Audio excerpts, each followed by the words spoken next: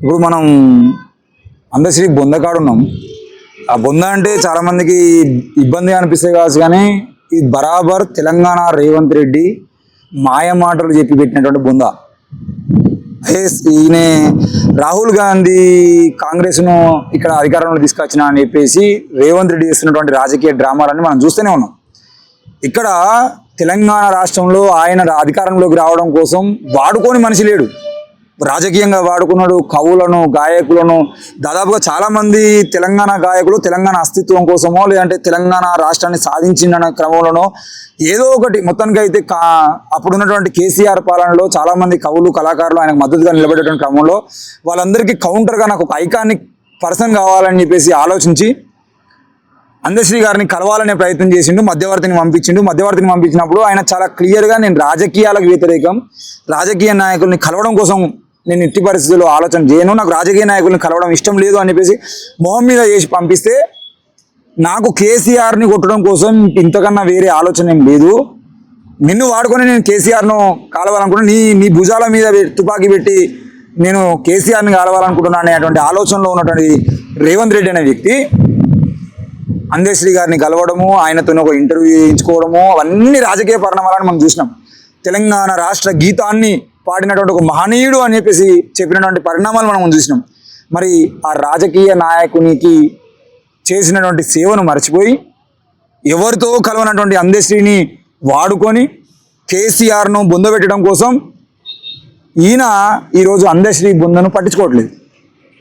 ఇక్కడనే ఆయన చనిపోయినటువంటి నవంబర్లో ఆయన చనిపోయినప్పుడు రేవంత్ రెడ్డి గారు ఏమన్నారు, ఒక తమ్ముడు చదువుకోవడం కోసం హైదరాబాద్కి వస్తే ఆ తమ్ముడిని చూడడం కోసం వచ్చినటువంటి అన్న ఏ విధంగా అయితే అనిపిస్తాడో, ఆ అన్నను చూసినప్పుడు అనిపించేటువంటి ఫీలింగ్ ఏదైతే ఉంటుందో నాకు అందశ్రీ అన్నను చూస్తే అట్లా అనిపిస్తుంది అని చెప్పేసి మాట్లాడండి. నా సొంత అన్న చచ్చిపోయినటువంటి ఫీలింగ్ నాకు వస్తుందని చెప్పేసి మాట్లాడండి. మరి అంత సొంత అన్న చచ్చిపోయినటువంటి ఫీలింగ్ వచ్చినటువంటి రేవంత్ రెడ్డి గారు ఎందుకు అందశ్రీ గారిని బొందబెట్టి 6 నెలలు గడిచి 7 నెలలు అవుతున్నా ఇప్పటి వరకు ఈ స్మృతివనం అనేది ఇక్కడ పోయింది? ఇక్కడ స్మృతివనం కడతా అన్నావుగా, ఏది స్మృతివనము? ఏడా స్మృతివనం ఉన్నది? ఇది ఇక్కడ అందశ్రీ అనే ఒక మహనీయుని బొందబెట్టినామని చెప్పేసి చెప్పుకోవడం కోసం పిట్టల శ్రీశైలం లాంటి వ్యక్తులు ఆయన మీద అభిమానంతో ఇక్కడ 4 గుంజలు పాతి వాటికి 4 రిబ్బన్లు కట్టినటువంటి పరిస్థితి. ఎందుకు?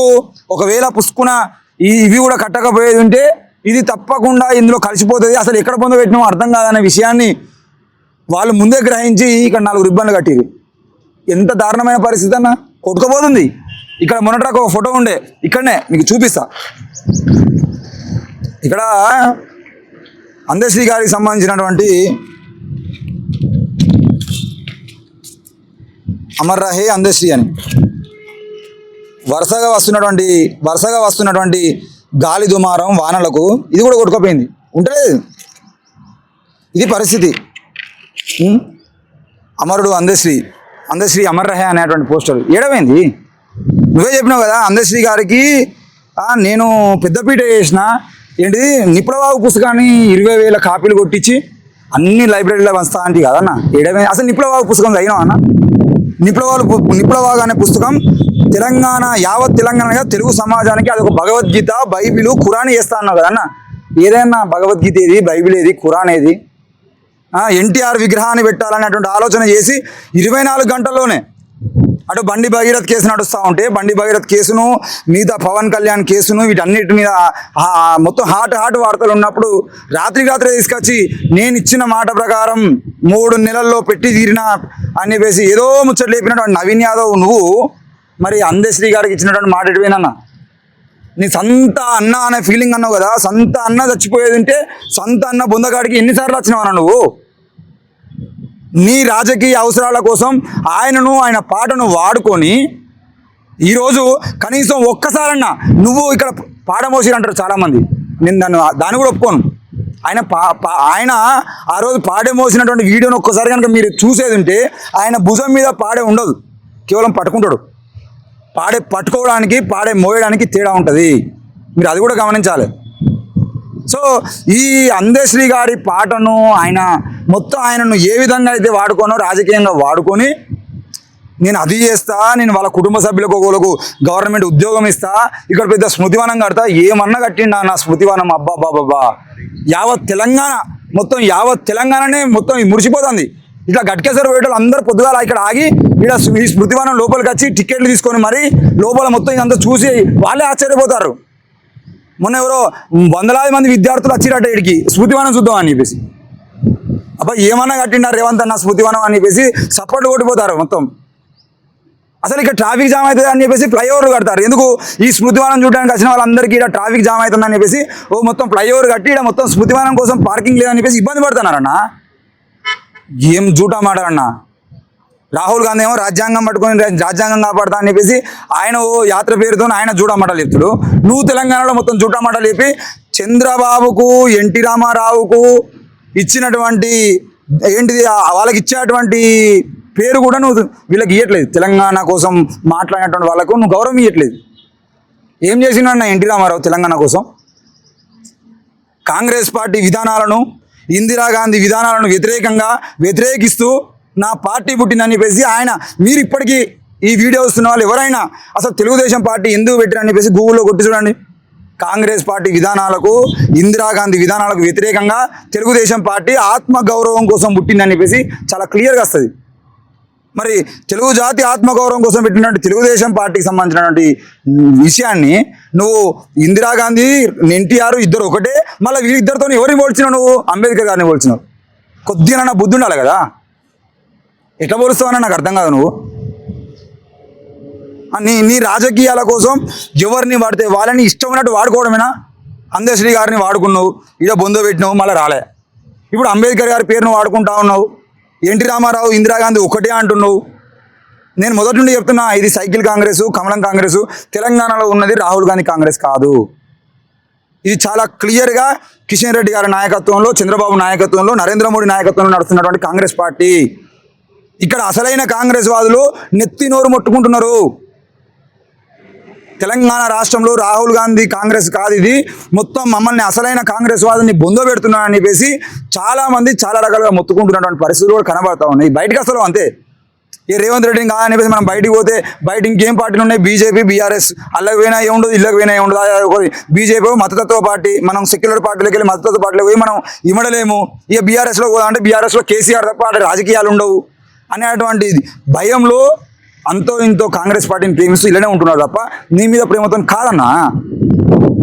ఎంత దారుణంగా అందశ్రీ పాటను వాడుకున్నావు. నువ్వు అధికారంలోకి రావడం కోసం కేవలం కేసీఆర్ అనే వ్యక్తిని తెలంగాణ ప్రజలు ప్రేమించకుండా కేసీఆర్ను బొందబెట్టాలనే ఆలోచనతో నువ్వు అందశ్రీ పాటను, జై జై హే తెలంగాణ పాటను మొత్తం విశ్వవ్యాప్తంగా చేస్తామని చెప్పేసి తెలంగాణ జాతి అనే తెలంగాణ మొత్తానికి గీతంగా మారుస్తా అని చెప్పేసి మళ్ళీ తీసుకుపోయి ఆంధ్రాయనతో పాడించి ఆగమాగం చేసి రాజకీయంగా దాన్ని ఏ విధంగా వైరల్ అయ్యానో అంత వైరల్ చేసుకొని ఏదో చేసినా అనేటువంటి పేరుతో ఏం చేయలే. అందశ్రీ గారికి నువ్వు చేసింది ఏం లేదు. అందశ్రీ గారి పాటను తీసుకొచ్చి అంటే తెలంగాణ గీతంగా మార్చినవు కావచ్చు తప్ప ఆయన ఇక్కడ స్మృతివనం కడతా అన్న దగ్గర కనీసం నువ్వు ఇటుకలు కూడా పెట్టలే. 4 ఏదో స్టోన్ వేస్తారు కదా, ఆ స్టోన్ కూడా వేయలే ఇప్పటి వరకు. ఏం చేసినావన్నా మరి? ఎన్టీఆర్ విగ్రహం రాత్రే మొలుస్తుంది. ఎస్పీ బాలసుబ్రహ్మణ్యం రాత్రే పెడతారు. ఎస్పీ బాలసుబ్రహ్మణ్యం విగ్రహం జోలికి వస్తే బాగుండదు అని చెప్పేసి వార్నింగ్ ఇస్తారు. ఎన్టీఆర్ విగ్రహం బరాబర్ పెడతామని చెప్పేసి మాట్లాడతారు. మరి అందశ్రీ విగ్రహం ఎవరు పెట్టాలి? మీ వచ్చి పెడతారా, మా వచ్చి పెడతారా? ఎవరు పెట్టాలి? అందశ్రీ విగ్రహాన్ని పెట్టాలనేటువంటి సోయి కూడా నీకు లేదు కదా. నా అన్న అన్నావు కదా, నా సంతానం చచ్చిపోయిన ఫీలింగ్ అన్నావు కదా. మరి ఏది నీ సంతానం చచ్చిపోతే ఇట్లా ఇడిచిపెట్టి ఇక్కడ బొంద పెట్టి ఇట్లా ఇడిచిపెట్టిపోతావు నువ్వు? కనీసం 11 రోజుల పోయినా కూడా ఏ సమాధానం కడతారు కదా. ఇప్పుడు సమాధి కూడా లేదు కదా, కనీసం సమాధానం కట్టాలి కదా. ఓ సమాధి లేదు, ఓ స్మృతివనం లేదు, దీనికి స్టోన్ లేదు, దీనికి రూపాయి ఖర్చు లేదు, ఇప్పటి వరకు నీ బడ్జెట్లో రూపాయి లేదు, దీని గురించి మాట్లాడేటోడు లేడు. 4 వర్షాలు పడితే మొత్తం ఈ బొంద మొత్తం కూడుకుపోయేటువంటి అవకాశాలు ఇక్కడ క్లియర్గా కనబడతా ఉన్నాయి కదా. ఈ ఎవరి కోసం నువ్వు మాట్లాడినటువంటి మాటలు? ఎన్టీఆర్ విగ్రహాలకు ఉన్నటువంటి రక్షణ ఇక్కడ ఎందుకు లేదు? మరి ఇక్కడికి వస్తూ ఉంటే పాములు తిరుగుతూ ఉన్నాయి. ఇక్కడ మొత్తం గేట్లు తీసి ఉన్నాయి. ఎవడు వాడితే వాడే వచ్చీళ్ళకు వాడి కాలకృత్యాలు తీర్చుకుంటా ఉన్నాడు. ఇజ్జత పోతా ఉంది. ఇక్కడికి ఎవరైనా నచ్చేదంటే వాసన వస్తూ ఉంది. ఇంత దారుణంగా అందశ్రీని అవమానించినటువంటి నీవు తప్పకుండా రాజకీయంగా పుట్టగతులు లేకుండా పోతావు అనే విషయాన్ని అయితే నేను చాలా క్లియర్గా చెప్తా ఉన్నా. ఇక్కడ తెలుగుదేశం పార్టీకి ఉన్న విలువ, బీజేపీ పార్టీకి ఉన్న విలువ, నరేంద్ర మోడీ చంద్రబాబులకు ఉన్నటువంటి విలువ తెలంగాణ ఉద్యమకారులకు లేకుండా చేస్తూ ఉన్నాం. తెలంగాణ సమాజం చూస్తూ ఉంది. మేము బరాబర్ అందశ్రీ ఎక్కడైతే పొందబెట్టబడో అక్కడ నుండి చెప్తా ఉన్నాం.